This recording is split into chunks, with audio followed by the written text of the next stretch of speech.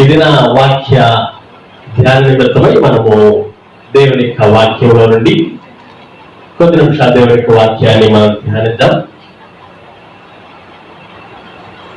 Bible గ్రంథంలో నుండి మత్తయి సువార్త 15వ అధ్యాయము 21 నుండి 28 వరకు ఉన్నటువంటి వచ్చిన భాగాన్ని నేను చదివి వినిపించాలని చెప్పి ఆశిస్తూ ఉన్నాను. మత్తయి సువార్త 15వ అధ్యాయము 21 నుండి 28 వరకు ఉన్నటువంటి భాగాన్ని మనం చదువుకుందాం. యేసు అక్కడ నుంచి బయలుదేరి తూరు సీదోనుల ప్రాంతములకు వెళ్ళగా ఇదిగో ఆ ప్రాంతముల నుండి కానాను స్త్రీ ఒకటి వచ్చి ప్రభువా దావీదు కుమారుడా నన్ను కరుణింపుము, నా కుమార్తె దయ్యము పట్టి బహు బాధపడుచున్నదని కేకలు వేశాను. అందుకు ఆయన ఆమెతో ఒక మాట అయినను చెప్పలేదు. అప్పుడు ఆయన శిష్యులు వచ్చి ఈమె మన వెంబడి వచ్చి కేకలు వేయుచున్నది గనుక ఈమెను పంపివేయమని ఆయనను వేడుకొనగా ఆయన ఇశ్రాయేలు ఇంటి వారై నశించిన గొర్రెల యొద్దకే గాని మరి ఎవరి యొద్దకు నేను పంపబడలేదని అనెను. ఆయనను ఆమె వచ్చి ఆయనకు మొక్కి ప్రభువా నాకు సహాయం చేయమని అడిగాను. అందుకు ఆయన పిల్లల రొట్టె తీసుకొని కుక్క పిల్లలకు వేయుట యుక్తము కాదని చెప్పగా ఆమె నిజమే ప్రభువా, కుక్క పిల్లలు కూడా తమ యజమానుల బల్ల మీద నుండి పడు ముక్కలు తినను కదా అని చెప్పారు. అందుకు యేసు అమ్మా నీ విశ్వాసము గొప్పది, నీవు కోరినట్టే నీకు అవునుగా కానీ ఆమెతో చెప్పారు. ఆ గడియలోనే ఆమె కుమార్తె స్వస్థత నొందెను. దేవుని బిడ్డలారా, చిన్న ప్రార్థన చేసుకుందాం. అయితే నాతో ప్రార్థనలో ఏకీభవించాల్సిందిగా మిమ్మల్ని అందరినీ కోరుచున్నాను. ప్రేమ కలిగిన ప్రభువా, కృప కలిగిన మా యేసయ్య, పరిశుద్ధుడా మీ పరిశుద్ధ నామానికి స్తోత్రాలు చెల్లిస్తున్నాను. ఈ సమయంలో ప్రభా ఈ బిడ్డలుగా చేరి మిమ్మల్ని స్తుతించి ఆరాధించే కృప మాకు అనుగ్రహించినందుకు మీ స్తోత్రాలు. నాయన డెలివరెన్స్ చర్చ్ సభ్యులందరినీ, సంఘ నాయకులను, ప్రతి ఒక్కరిని మీరు దీవించండి. లైవ్ లో వీక్షిస్తున్నటువంటి ప్రతి బిడ్డని మీరు దీవించండి. ఈ వాక్యం మీది ప్రభువా, మీరు మాతో మాట్లాడమని, సరిచేయమని, ప్రోత్సహించమని, ఆత్మీయంగా అభివృద్ధి పరచమని నేను కోరుచున్నాను. ఈ సమయంలో మమ్మల్ని అందరినీ మీ చేతుల్లో సమర్పిస్తూ మా ప్రభుని ప్రియకుమారుడైన యేసుక్రీస్తు నామమున పేరట అడిగి వేడుకొంచున్నాను తండ్రి, ఆమేన్. దేవుని యొక్క వాక్యాన్ని మనం చదివాము. ఈ యొక్క చదివిపడినటువంటి వాక్యము బహుశా 5 సార్లు మనము చదివిండవచ్చు, వాక్యాన్ని ధ్యానించబడవచ్చు. దేవుని యొక్క వాక్యము అనేక పర్యాయాలు మనం ధ్యానించినప్పుడు దేవుడు మనతో స్పష్టంగా మాట్లాడతాడు. అనేక పర్యాయాలు, అనేక విధాలుగా మనకి ఏ ఆత్మకి ఏ వాక్యం అవసరమో, ఏ యొక్క వ్యక్తికి ఏ యొక్క వాక్యం అవసరమో పరిశుద్ధాత్ముడికి తెలుసు కనుక మనతో పరిశుద్ధాత్ముడు స్పష్టంగా మాట్లాడతాడనే విషయాన్ని నేను మీకు తెలియజేస్తూ ఉన్నాను. ఈరోజు ఈ విధంగా నేను మీతో వాక్యాన్ని పంచుకోవడం ఎంతో సంతోషిస్తూ ఉన్నాను. అనుకోని రీతిగా ఇక్కడ రావడం, దేవుని యొక్క వాక్యాన్ని పంచుకోమని దేవుని సేవకుడు నన్ను అడగడం, దేవుని యొక్క వాక్యాన్ని ఈ దినమున నేను ధ్యానించినటువంటి వాక్యాన్ని మీతో ఆలోచన నేను పంచుకోవడం, ఇది దేవుని చిత్తం అని చెప్పి నేను భావిస్తూ ఉన్నాను. దేవునికి స్తోత్రం కలుగును గాక. ప్రియ దేవుని బిడ్డలారా, ఇక్కడ చదివిన వాక్య భాగము మనము మత్తయి సువార్తలో ఉన్నటువంటి ఇన్సిడెంట్ మనము చూస్తున్నాం. మత్తయి యూదులకు రాసినటువంటి సువార్త. నిజానికి ప్రతి సువార్త కూడా యేసు ప్రభు యొక్క పుట్టుక, ఆయన యొక్క పరిచర్య, ఆయన యొక్క మరణ పునరుద్ధానాల గురించి స్పష్టంగా వ్రాయబడినటువంటి సువార్తలు. ఈ సువార్తలో యేసు ప్రభు వారు ఈ భూలోకంలో ఉన్నప్పుడు ఆయన 33.5 సంవత్సరాలు ఈ భూలోకంలో ఉన్నారు. 3.5 సంవత్సరాలు తన యొక్క పరిచర్యను అనగా తండ్రి పంపించినటువంటి తన చిత్తాన్ని ఈ భూలోకంలో జరిగించాడు. ఆయన చేసినటువంటి పరిచర్య ద్వారా ఆయన మనకి కొన్ని పాఠాలు నేర్పిస్తూ ఉన్నాడు. ఆ విషయాన్ని చక్కగా స్పష్టంగా పరిశుద్ధాత్మ యొక్క ప్రేరణతో మత్తయి, మార్కు, లూకా, యోహాను రాసి మనకు అందించినటువంటి వాక్యాన్ని మనం చదువుతూ ఉన్నాం. ఈరోజు ఈ వాక్యాన్ని చదువుతూ ఉన్నామంటే ఈ వాక్యం ద్వారా దేవుడు మనతో మాట్లాడుతున్నాడు అనే విషయాన్ని మనం గ్రహించాలి. దేవుడు మాట్లాడినప్పుడు మనము సరిచేయబడాలి. దేవుడు మాట్లాడినప్పుడు మనము ప్రోత్సహించబడాలి. దేవుడు మాట్లాడినప్పుడు ఆ వాక్యానికి మనం స్పందించాలి. దేవుడు మాట్లాడినప్పుడు ఆ మాటలు చాలా విలువైనటువంటి మాటలు. దేవుడు వాక్యమే దేవుడై ఉన్నాడు అనేటువంటి సత్యాన్ని గ్రహించాలి. దేవుని యొక్క సేవకులు ఎవరు దేవుని యొక్క వాక్యాన్ని మాట్లాడినా ఆ వాక్యము దేవుడు మనతో మాట్లాడాలని ఉద్దేశించాడని మనం గ్రహించాలి. ప్రియ దేవుని బిడ్డలారా, యేసు అక్కడి నుంచి బయలుదేరి తూరు సీదోనుల ప్రాంతములకు వెళ్ళుచుండగా ఆ ప్రాంతంలో ఒక స్త్రీ వచ్చింది. ఆమె కానాను స్త్రీ, ఆమె ఒక తల్లి. ఆ స్త్రీ యేసు ప్రభువు యొక్క సహాయాన్ని కోరుకుంటూ ఉంది. యేసు ప్రభువుని ప్రార్థన చేస్తూ ఉంది. ఆ ప్రార్థనలో కూడా చాలా పట్టుదల ఉంది, విశ్వాసం ఉంది. ఆమె ప్రార్థనకి ప్రతిఫలం వచ్చేంత వరకు కూడా ఆమె ప్రార్థన చేస్తూనే ప్రాధాన్యపడుతూనే ఉంది.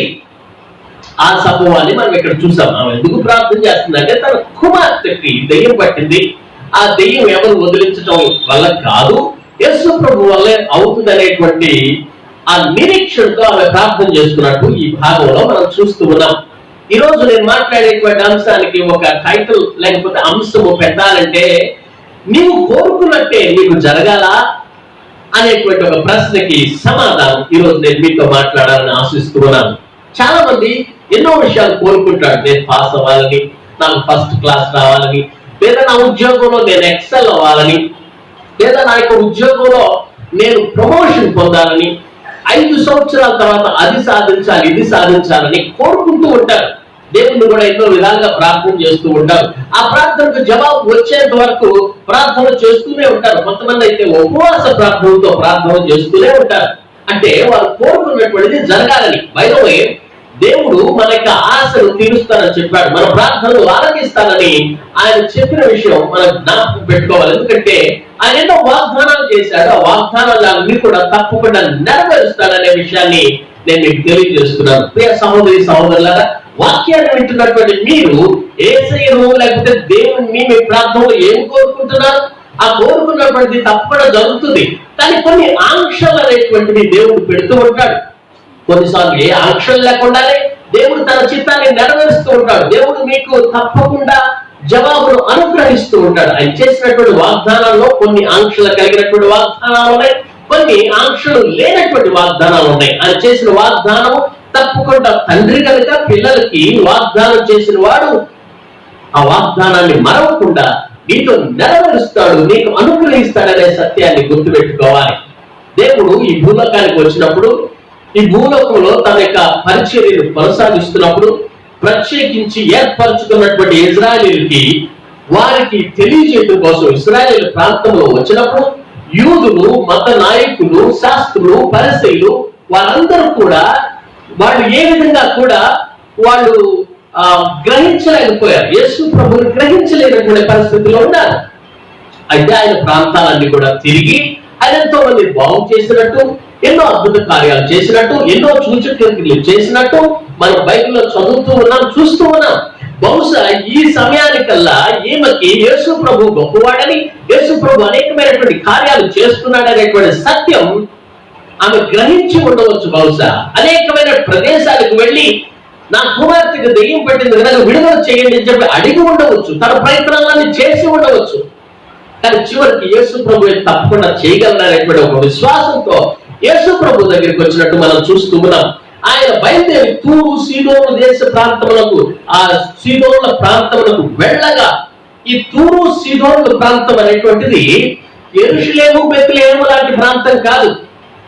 యెరూషలేములో అయితే, బెత్లెహేములో అయితే ఆ ప్రాంతంలో అనేక మంది దేవుని నమ్మినటువంటి వారు, యూదులు, యూద మత నాయకులు, శాస్త్రులు, పరిసయ్యులు ఉండేటువంటి ప్రాంతం. ఈ తూరు సీదోను ప్రాంతం అనేటువంటిది దేవుని నమ్మినటువంటి వాడు ఉండేటువంటి ప్రాంతం కాదు. అక్కడ ఉండేటువంటి ప్రజలందరూ కూడా దేవునికి వ్యతిరేకంగా ఉండేటువంటి వాళ్ళు అయి ఉండొచ్చు, క్రూరంగా ఉండేటువంటి వాళ్ళు అయి ఉండొచ్చు. ఏది ఏమైనప్పటికీ కూడా ఆ ప్రాంతం నుంచి ఒక కానాను స్త్రీ ఒకటి వచ్చినది.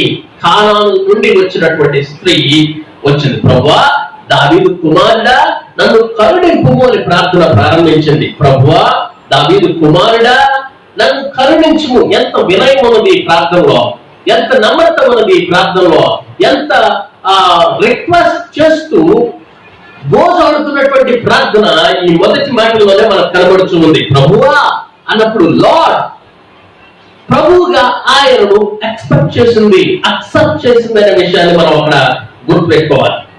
దావీదు కుమారుడా, నన్ను కరుణించుము అని చెప్పి అని, నా కుమార్తె దెయ్యము పట్టి బాధపడుచున్నదని కేకలు వేసెను. దేవునికి స్తోత్రం కలుగునుగాక. హల్లెలూయా. పరిస్థితుల ద్వారా ఆమె క్రీస్తు యొద్దకు నెట్టబడింది. A mother driven by circumstances to the Christ. క్రీస్తు యొద్దకు తనకున్నటువంటి పరిస్థితుల ద్వారా దగ్గరకు నెట్టబడింది, దగ్గరకు రాబడింది. కొన్నిసార్లు మనకు వచ్చేటువంటి ఘోరమైనటువంటి పరిస్థితులు, మనకున్నటువంటి బాధలు, మనకున్నటువంటి శ్రమలు క్రీస్తు దగ్గరికి నెట్టేటువంటి విధంగా వస్తే అవి మంచిదే. మనకున్నటువంటి బాధలు, కష్టాల్లో, కన్నీళ్లలో ఉన్నప్పుడు అవి క్రీస్తు వైపుకి నడిపిస్తూ ఉన్నాయంటే అది దేవుని చిత్తమే అని గ్రహించాలి. ప్రియ సహోదరి సహోదరులారా, ఈ తల్లి తన కుమార్తె పట్ల ఎంతో ప్రేమ కలిగి ఉన్నది కనుక, తన కుమార్తెను నయం చేసేటువంటి వాళ్ళు ఎవరు లేరు కనుక, యేసు ప్రభు మాత్రమే ఇది సాధ్యమని గ్రహించింది కనుక ఆమె ఆ పరిస్థితులను బట్టి దేవుని దగ్గరికి వచ్చి నన్ను కరుణించమని చెప్పి కేకలు వేస్తుంది. ప్రియ సహోదరి సహోదరుడా, ఈ రాత్రికాల సమయంలో వాక్యం వింటున్నటువంటి నీవు నీ పరిస్థితులను బట్టి ఎవరు ఏమి చేయలేని పరిస్థితుల్లో ఉండి, ఏ వ్యక్తి కూడా నాకు సహాయం చేయలేడు, ఏ డాక్టర్ కూడా నాకు నయం చేయలేడు, ఈ దెయ్యం వెళ్ళగొట్టబడాలంటే ఎవరి వల్ల కాదు, దేవుని దాసుల దగ్గరికే రావాలి, క్రీస్తు దగ్గరికే రావాలి, శక్తి కలిగినటువంటి నామంలో మాత్రమే ఆ యొక్క దెయ్యము వెళ్ళిపోవడం అనేటువంటిది సాధ్యమవుతుందని నీవు గ్రహించిన ఎడల క్రీస్తు దగ్గరికి రావడానికి ఏ విధంగా సంకోచించవద్దు. దేవుని దగ్గరికి రావడానికి ముందుకు సాగాలని నేను మీకు తెలియజేస్తున్నాను. దావీదు కుమారుడా అని అన్నదంటే ఆమె క్రీస్తు గురించి గ్రహించినట్టు మనం చూస్తూ ఉన్నాం. తూరు సీదోను ప్రాంతంలో ఉండవచ్చేమో కానీ క్రీస్తుని ఎదిగినటువంటి స్త్రీగా ఉంది. నీవు ఒకవేళ క్రీస్తుని నమ్మనటువంటి బిడ్డల మధ్యలో ఉండవచ్చువేమో, లోకంలో ఉండవచ్చువేమో, లేకపోతే దేవుని యొక్క సహవాసం కలిగినటువంటి వారు నీ కుటుంబంలో ఎవరు లేకపోవచ్చేమో, నీ ఒక్క వ్యక్తివే క్రీస్తుని నమ్మినటువంటి వ్యక్తిగా ఉండవచ్చేమో. అయినప్పటికీ కూడా వారి మధ్యలో ఉన్నప్పటికీ కూడా దావీదు కుమారుడు అని చెప్పి గ్రహింపు నీకు ఉన్నదంటే, ప్రభువా నీవు పిలవగలిగితే, దేవుని దగ్గరికి రాగలిగితే తప్పకుండా నీవు అనుకున్నట్టే, నీవు కోరుకున్నట్టే, నువ్వు ప్రార్థించినట్లే జరుగుతుందనే విషయాన్ని ఈ రాత్రికాల సమయంలో దేవుని సేవకునిగా నేను మీకు తెలియజేస్తున్నాను. ప్రియ దేవుని బిడ్డలారా, నీవు చేయాల్సింది ఏంటో తెలుసా? కేకలు వేయటం. ఈమె దేవుని దగ్గరకు వచ్చి ఏం చేసిందో తెలుసా? ప్రభువా, దావీదు కుమారుడా. దావీదు కుమారుడు అనే విషయం నీకు అర్థం కావాలంటే మత్తయి సువార్త 1:1 చదివితే నీకు అర్థం అవుతుంది. దావీదు కుమారుడు అని చెప్పి పిలిచిందంటే ఆయన యూదులందరూ ఎదురు చూస్తున్నటువంటి మెస్సయ్య అనేటువంటిది ఆమెకు అర్థమైంది. యూదులందరూ మెస్సయ్య కోసం ఎన్నో సంవత్సరాలు ఎదురు చూస్తూ ఉన్నారు. యెషయా ప్రవచనంలో 800 సంవత్సరాల క్రితమే యేసు ప్రభు వస్తాడనేటువంటి ప్రవచనం చెప్పబడింది. మీకా గ్రంథంలో యేసు ప్రభు వస్తాడనేటువంటి విషయాన్ని చెప్పబడింది. ఈ విషయాలను చదువుతున్నటువంటి మత నాయకులు, శాస్త్రులు, పరిచయులు, ధర్మశాస్త్రాన్ని చదివినటువంటి వారికి అర్థం కాలేదు. వాళ్ళు ఇంకా దృఢితనంలోనే ఉండిపోయారు. ఆయన్ని దావీదు కుమారుడు అనేటువంటి పిలిచేటువంటి యోగ్యత వాళ్ళకి లేకపోయింది. కానీ ఈ కానాను స్త్రీ అయినటువంటి ఈ తల్లి, తూరు సీదోనులో ఉన్నటువంటి ఈ తల్లికి అర్థమైంది ఆయన దావీదు కుమారుడని, ఆయన ప్రభు అని ఆమెకు అర్థమైంది. ప్రియ దేవుని బిడ్డలారా, ఈ రాత్రికాల సమయంలో వాక్యం వింటున్నటువంటి నీ తోటి వారికి అర్థం కాకపోవచ్చు దేవుడు ఎవరనేటువంటిది. నీకు అర్థమైతే చాలు, నీ ప్రార్థన దేవుడు ఆలకించడానికి సిద్ధంగా ఉన్నాడు. అందరి ప్రార్థనలు దేవుడు ఆలకించకపోవచ్చు. ఆయన అందరినీ అయినప్పటికీ కూడా, దేవుడైనప్పటికీ కూడా, ఆయన అందరికి తండ్రి అయినప్పటికీ కూడా, ఆయన జనులు ఎవరు అంటే ఆయనను ఎవరైతే అంగీకరిస్తారో వారి మాత్రమే ఆయన బిడ్డలు అనేటువంటి విషయాన్ని వాక్యంలో విశదపరచబడింది. నువ్వు ఆయన బిడ్డవైతే ఆయన ప్రభువు అని పిలుస్తావు, ఆయన దావీదు కుమారుడు అని చెప్పి పిలుస్తావు. పిలిచినప్పుడు ఆయన్ని ప్రాధాన్యపడినప్పుడు తప్పకుండా ప్రార్థన విన్నపం కూడా తెలియచేయాలి. నా కుమార్తె దెయ్యం పట్టి బహుబాధపడుచున్నదని కేకలు వేసింది. కొద్దివాడు కూడా కేకలు వేస్తాడు, దావీదు కుమారుడా నన్ను కరుణించని చెప్పి కేకలు వేస్తాడు. ఆ కేకలు వేస్తూ ఉంటే ఎవరు పట్టించుకోకుండా ముందుకు వెళ్ళిపోతూ ఉంటే మరలా కేక వేస్తాడు, దావీదు కుమారుడా నన్ను కరుణించు. యేసు ప్రభు వెంటనే ఆయన తీసుకురామంటాడు. ఏం కావాలి నీకంటాడు, నా కళ్ళి ప్రభు అంటాడు. వెంటనే మనకి కళ్ళను దేవుడు అనుగ్రహిస్తాడు. హల్లెలూయా. ఈ లోకం ఇవ్వలేనటువంటిది క్రీస్తు ఇవ్వగలడు. ఈ లోకం బాగు చేయలేనటువంటిది నిన్ను బాగు చేయగలడు. ఈ లోకము దయ్యాన్ని నిలబొట్టలేనటువంటి చీకటి శక్తుల నుంచి విడిపించడానికి దేవునికి మాత్రమే సాధ్యం. పాపంలో కూరుకుపోయినటువంటి నీవు, పాపుడు బానిసత్వంలో కూరుకుపోయినటువంటి నీవు, వ్యసనానికి కూరుకుపోయినటువంటి నీవు, ఈ లోకంలో కలిసిపోయి అప్పుల్లో కూరుకుపోయినటువంటి నీవు, ఈ లోకంలో బ్రతకాల చాలా అర్థం కానటువంటి అస్తవ్యస్తమైనటువంటి స్థితిగతుల్లో నీవు అల్లాడుతున్నటువంటి నీకు శరణ్యం లేదు. ఈ లోకంలో బ్రతకడం నాకు వేస్తూ అనిపించేటువంటి నీకు దేవుడే శరణ్యం, దేవుడే మార్గం, దేవుడే మార్గాన్ని ఇచ్చేటువంటి దేవుడు, దేవుడే మార్గాన్ని చూపించేటువంటి దేవుడు, దేవుడే నిన్ను నడిపించేటువంటి దేవుడు అని నీవు గ్రహిస్తే, ప్రభువా దావీదు కుమారుడా అని నీవు కేకలు వేస్తే నీ కేకలు దాటిపోయేటువంటి దేవుడు కాదు ప్రియ దేవుడు బిడ్డ. ఈ రాత్రి కాల సమయంలో వాక్యం ఇచ్చినటువంటి నీవు నా కుమార్తెకు దయ్యం పట్టిందని ప్రార్థన చేయి. నా గృహంలో నా కుమారుడు బాగాలేదని దేవుడిని ప్రార్థన చేయి. నా కుమార్తె జీవితం అస్తవ్యస్తంగా ఉందని చెప్పి ప్రార్థన చేయి. నా కుమార్తె ఎవరితోనో లేచిపోయిందని బాధపడుతూ ఉంటే ప్రార్థన చేయి. నా కుమార్తె నా కుమారుడు వ్యసనానికి లోనైపోయాడు అనేటువంటి స్థితిలో నీవుంటే నీవు ప్రార్థన చేయి. నీ కుమార్తె నీవు దేవుని దగ్గర తీసుకురావాల్సిన పని లేదు. ఆమె రాకపోవచ్చు, ఆయన రాకపోవచ్చు. ఇక్కడ కుమార్తె దెయ్యం పట్టినటువంటి కుమార్తె గృహంలో ఉంది. తన తల్లి వచ్చి దేవుణ్ణి ప్రార్థన చేస్తూ ఉంది, దేవుని సన్నిధిలో కేకలు వేస్తూ ఉంది, మొర పెడుతూ ఉంది, ప్రార్థన చేస్తూ ఉంది. ఆమె ప్రార్థన ఫలింపుని మనం చివరిలో చూస్తాం ప్రియ దేవుని. నీ పరిస్థితులు ఏదైనప్పటికీ కూడా దేవుని దగ్గరికి తీసుకురా. ఒకవేళ నీ ఇంట్లో ఎవరైనా అనారోగ్య పరిస్థితుల్లో ఉంటే, మంచంలో ఉంటే, సంఘ కాపరి దగ్గరికి తీసుకురాలేనటువంటి పరిస్థితుల్లో ఉంటే, తీసుకురాకపోయినా పర్వాలేదు, నీ పరిస్థితులు దేవుని దగ్గరికి నెట్టితే నువ్వు దేవుని సన్నిధిలోకి వచ్చి ఆయన ప్రభువుగా అంగీకరించి, ఆయన ప్రభువుగా గుర్తించి, ఆయనే దావీదు కుమారుడు, ఆయనే మెస్సయ్య అని చెప్పి నువ్వు గుర్తించి నువ్వు కేకలు వేస్తే చాలు, నువ్వు ప్రార్థన చేస్తే చాలు, దేవుడు సహాయం చేస్తాడు. అందుకే ఆయన ఆమెతో ఒక మాట ఆయన చెప్పలేదు. ఈమె కేకలు వేస్తుంటే యేసు ప్రభు మౌనంగా ఉంటున్నాడేంటి? ఈయన కేకలు వేస్తుంటే యేసు ప్రభు ఒక మాట ఆయన చెప్పలేదేంటి? చాలా సందర్భాల్లో ఒకరి ప్రార్థన చేసినప్పుడు మనకు జవాబులు రావు. యేసు ప్రభు కొన్నిసార్లు మౌనంగా ఉంటాడు. ఎందుకు మౌనంగా ఉంటాడు? ఆయనకి జవాబు ఇవ్వడం ఇష్టం లేదా? గుడ్డి వాళ్ళు బాగు చేయడం ఇష్టం లేదా? దెయ్యాలను వెళ్ళగొట్టడం ఇష్టం లేదా? ఆయన ఎన్నోసార్లు ఎన్నో కార్యాలు ఆ విధంగా చేశాడే. ఆయన తిరిగి చేయడం ఇష్టం లేదా? ఆయన పార్షియాలిటీ చూపించేటువంటి దేవుడా? క్రైస్తవులకు ఒక విధంగా, వేరే మతస్థులకు ఒక విధంగా, యూదులకు ఒక విధంగా, ప్రార్థన చేసేవాడు ఒక విధంగా చూసేటువంటి దేవుడా? లేదు. దేవుడు పక్షపాతి కాదు. దేవుడు నిన్ను కూడా స్వస్థపరచడానికి సిద్ధంగా ఉన్నాడు. ఆయన మౌనంగా ఉన్నాడంటే, నీ ప్రార్థనకి వెంటనే జవాబు ఇవ్వలేదంటే ఏదో ఉద్దేశం దేవుడు కలిగి ఉన్నాడని గుర్తుపెట్టుకోవాలి. కొన్నిసార్లు మన పిల్లలు అడుగుతూ ఉంటారు, ఎన్నో అడుగుతూ ఉంటారు. వాళ్ళ పని వాళ్ళనేటువంటి ఆశ మనకు కూడా ఉంటుంది. అయినా మనం కొన్నిసార్లు మౌనంగా ఉంటాం. డాడీ ఏంటి మౌనంగా ఉన్నారు, మమ్మీ ఏంటి ఏం మాట్లాడలేదు, నేను అడిగితే ఇవ్వట్లేదేంటి, నన్ను ప్రేమించడం లేదేంటి వీళ్ళు అని పిల్లవాడు అనుకోవడం పొరపాటు. డాడీ ఉద్దేశంలో ఏదో ఉండి ఉంటుంది, తల్లి యొక్క ఉద్దేశంలో ఏదో ఉంటూ ఉంటుంది.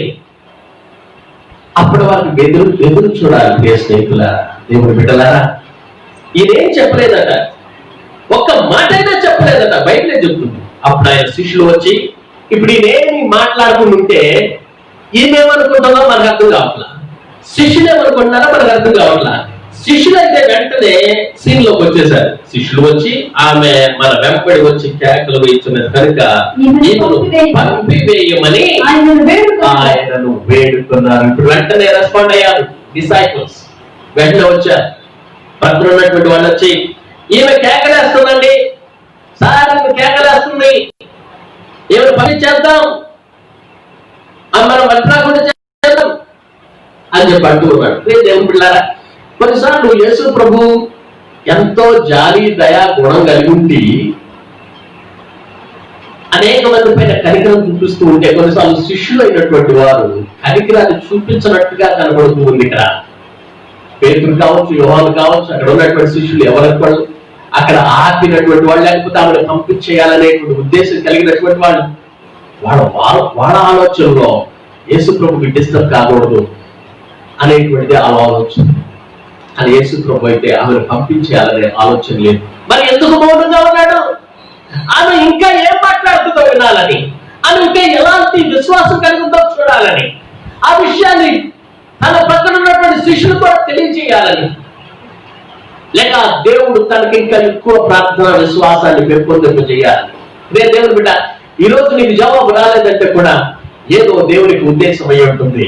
దేవునికి ఏ ఉద్దేశం లేకుండా మౌనంగా ఉండడం, ఏ ఉద్దేశం లేకుండా నీకు జవాబు రావకుండా ఉండడం, ఎప్పుడైనా కానీ తన ఉద్దేశంలో తన చిత్తంలో నెరవేర్చడానికి ప్రయత్నం చేస్తూ ఉంటాడు.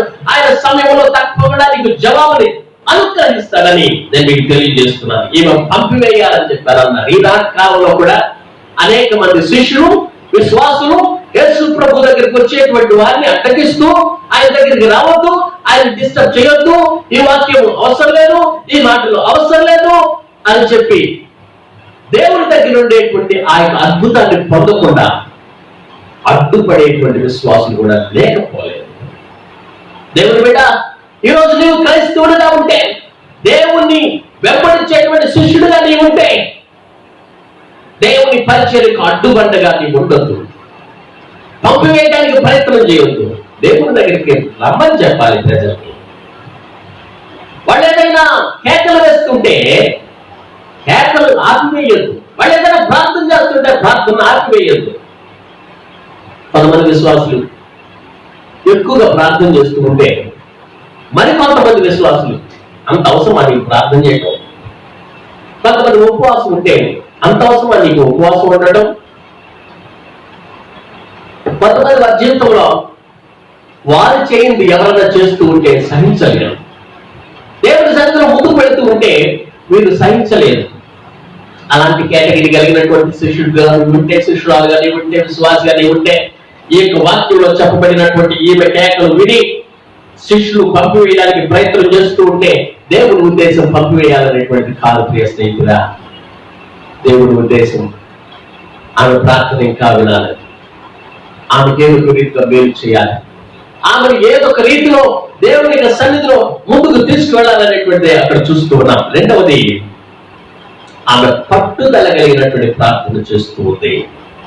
పట్టుదల ప్రార్థన ఏ విధంగా అనుకోవచ్చు అంటే, మనము ఇజ్రాయేలు ఇంటి వారైనా నశించిన గొర్రెల యొద్దకే కానీ మరి ఎవరి యొద్దకు నేను పంపబడలేదని యేసు ప్రభు సెలవిచ్చినప్పుడు, అయినను ఆమె వచ్చి ఆయనకు మ్రొక్కి, ప్రభువా నాకు సహాయం చేయమని అడిగాను. అందుకు ఆయన పిల్లల రొట్టె తీసుకొని కుక్క పిల్లలకు వేయుట యుక్తము కాదని చెప్పారు. దేవుడు బిడ్డలారా, ఈ సంభవం మీకు సంభవిస్తే ఎట్లా ఉందో ఆలోచించండి. ఒకళ్ళ మీరు యేసు ప్రభు దగ్గరికి వెళ్ళి, నా కుమార్తె స్వస్థత కావాలి, దెయ్యం పట్టుంది, స్వస్థత కావాలని నేను ప్రాధేయపడుతున్నానని చెప్పి ప్రాధేయపడుతుంటే, యేసు ప్రభు మాట్లాడేటువంటిది అంతా విరుద్ధంగా ఉంది. నేను నీ కోసం రాలేదు, మీ వాళ్ళ కోసం రాలేదు, నేను ఇజ్రాయేలు కోసం వచ్చాను, పిల్లలు రొట్టెలు తీసుకొని కుక్క పిల్లలకు వేయటం యుక్తం కాదు అని ఇండైరెక్ట్ గా ఆమెను ఒక కుక్కతో సమానంగా చూసినట్టు మనకు అక్కడ అర్థం అవుతుంది. నీవు నేను ఆ పరిస్థితుల్లో ఉంటే నీ స్వస్థత అవ్వద్దు, నీ ప్రార్థన అవ్వద్దు, నీవు వద్దు, అసలు మాట్లాడేటువంటి ఏంటి అని చెప్పి అలిగి వెళ్ళిపోతానేమో. ఏమైతే ఆ విధంగా చేయలేదు. కుక్క పిల్లలకు వేయుట యుక్తం కాదని చెప్పగానే నిజమే ప్రభువా, కుక్క పిల్లలు కూడా తమ యజమానుల బల్ల మీద నుండి పడి మొక్కలు తిరుగుడు కదా. ఎంత నమ్రత, ఎంత తగ్గింపు. ఆమె కోపం ఎట్లా రాలేదు. ఆమె ఎంత దీనత్వంతో ప్రార్థన చేస్తుంది, ఎంత పట్టుదలతో ప్రార్థన చేస్తుంది, ఎంత విశ్వాసంతో ప్రార్థన చేస్తుందో గ్రహించండి ప్రియ దేవుని బిడ్డలారా. దేవునికి సన్నిధిలో మనం ప్రార్థన చేస్తే ఇలాంటి ప్రార్థన మనం ప్రార్థన చేయాలి. ఒక అన్యురాలయుడి దేవుని సన్నిధిలో ఏ విధంగా ప్రార్థన చేస్తుందో చూడండి స్నేహితులారా, దేవుని బిడ్డలారా. ఇక్కడ కుక్క పిల్లలకు ఏంటంటే 2 మాటలు ఉపయోగించబడ్డాయి. కుక్క పిల్లలు అన్నప్పుడు క్యూన్ అనేటువంటి పదం, దానికి అర్థం ఏంటంటే వైల్డ్ స్కావెంజర్స్, అంటే భయంకరమైనటువంటి కుక్కలు, అడవి మృగాలతో సమానమైనటువంటి కుక్కలు. వాటిని ఆ సందర్భాన్ని ఇక్కడ తీసుకొని రాలేదు. మనం గ్రీక్ టెక్స్ట్ లో చూస్తే మనకు అర్థం అవ్వాల్సినటువంటి ఒక పదం ఏంటంటే కునారియో అనేటువంటి పదం ఉపయోగించబడింది. అంటే అర్థం ఏంటంటే లిటిల్ పప్పీస్ లేదా cute puppies, little house hold pets. మీరు చూసే ఉంటారు చాలా గృహాల్లో చిన్న చిన్న కుక్క పిల్లలు పెంచుకుంటూ ఉంటారు. వాళ్ళ సోఫాలో కూర్చుంటాయి, మీద కూర్చుంటా ఉంటాయి.